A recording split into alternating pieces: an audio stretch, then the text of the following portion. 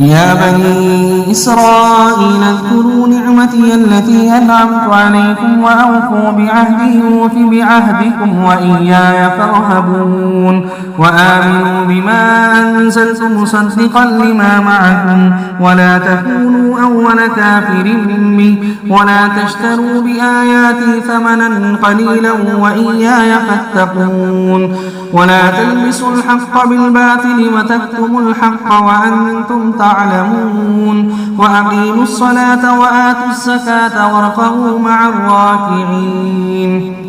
أتأمرون الناس بالبر وتنسون أنفسكم وأنتم تتلون الكتاب أفلا تعقلون واستعينوا بالصبر والصلاة وإنها لكبيرة إلا على الخاشعين الذين يظنون أنهم ملاقو ربهم وأنهم إليه